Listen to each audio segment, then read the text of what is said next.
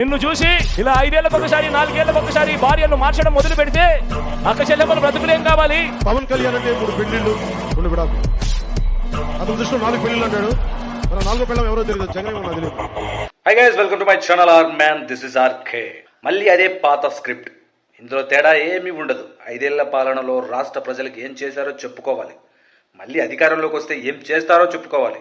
మద్య నిషేధంపై మాట తప్పి మడమ తిప్పడానికి గల కారణాలేంటో ప్రజలకు వివరించుకోవాలి. ప్రత్యేక హోదా అంశాన్ని ఎందుకు గాలి వదిలేసిందో వివరించుకోగలగాలి. చెప్పుకుంటూ పోతే చాలా పెద్ద కదే.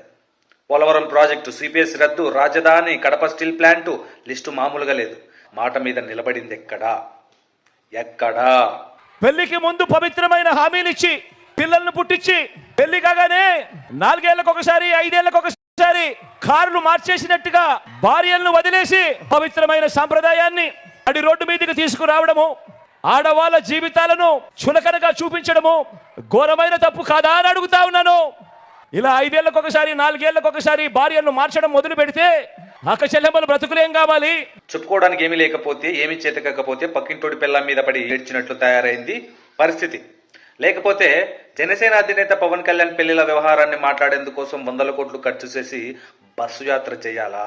నువ్వు చేస్తా ఉన్నది తప్పు కదా. 200 రూపాయల నుంచి 1000 రూపాయలు ఆ పైన ఖర్చు చేసి ఒక్కొక్కరికి కూలీలు తీసుకురావడం వైఎస్ జగన్ బస్సు యాత్రలకే చెల్లింది అని అంటున్నారు ప్రజలు.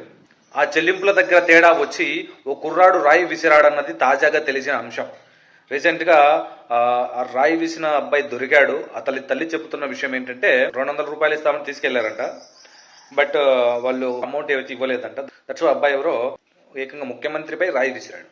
మడిసికి 200 ఇస్తానంటే వెళ్ళి జెండా పట్టుకొని అక్కడ నుంచున్నంత మాత్రాన మా పిల్లగాన్ని తీసుకెళ్ళి ఇప్పుడు రాళ్ళేసారు, రప్పలేసారు అని మూసేశారు అన్నమాట. ఇళ్లలో ఉన్న వాళ్ళని మడిసికి 200 ఇస్తాం, మొగలకు 300 ఇస్తాను అనేసి ఇచ్చేసి అందరినీ ఇళ్లలో ఉన్న వాళ్ళందరినీ రోడ్డు ఎక్కించారు. మమ్మల్ని ఇంటికి 200, ఆడ మడిసికి 200, 300 ఇస్తానంటే పొలం అంటే వెళ్ళారు. ఆ 200, 300 ఇవ్వకపోతే ఇళ్లలో ఉండేవాళ్ళు ఆడోళ్ళు పిల్లలు కూడా ఇళ్ళు కాదు, ఇది జరిగేది కాదు. 4 ఎండి మిరకాయలు వేసుకొని నలుచుకొని గంజి పోసుకొని తాగుతాం సార్. మేము లేబరం సార్, మేము అచ్చాలు చేసేవాళ్ళం కాదు సార్, లేబరం. ముందు సతీష్ని అట్ట తీసుకెళ్లారు, తర్వాత ఈ 4గురిని తీసుకెళ్లారు సార్. మాకు 200 ఇవ్వపోవటము, ఈ పిల్లల బట్టకెళ్తాం, మేము చచ్చిపోతాం సార్ పెట్రోల్ పోసుకొని. అంటే పిల్లలు లేనప్పుడు మా పిల్లలు మాకు జెండాలు ఇచ్చి మాకు 200 ఇస్తారని మా మీద ఇంకా అచ్చ కడతారు సార్. ఆయన మీద మాకేమైనా పోగా. ఎవరినైతే అరెస్ట్ చేశారో ఆ అబ్బాయి యొక్క తల్లి మీడియా ముందుకు వచ్చి చెబుతున్న మాటలు ఇవి. ఈ విషయం డైవర్ట్ చేయడానికి పవన్ కళ్యాణ్ పెళ్లిల ప్రస్తావన తీసుకొచ్చారు ముఖ్యమంత్రి వైఎస్ జగన్మోహన్ రెడ్డి గారు. 5 ఏళ్లుగా ఇదే చౌకబారు విమర్శలు కదా, మళ్ళీ అవే ఎందుకు ఎందుకు ఎందుకు ఎందుకు అవే పెళ్లిళ్ళు, పెళ్లిళ్ళు 4 పెళ్లిళ్ళు, 3 పెళ్లిళ్ళు. ఎందుకంటే అక్కడ మ్యాటర్ లేదు కాబట్టి. ఇంకెన్నాళ్ళు సార్ పవన్ కళ్యాణ్ 3 పెళ్లిళ్ళు 4 పెళ్లిళ్ళు అని అనడం? పాలసీల గురించి మాట్లాడండి. వాళ్ళు ఏదైనా మీ మీద విమర్శ చేస్తే ఆ విమర్శకి ప్రతి విమర్శ చేయండి, వాటిని ఖండించండి. పవన్ కళ్యాణ్ గురించి మాట్లాడడానికి పెళ్లి తప్పితే ఇంకేం లేదా అని జనాలు అనుకుంటున్నారు. జై హింద్.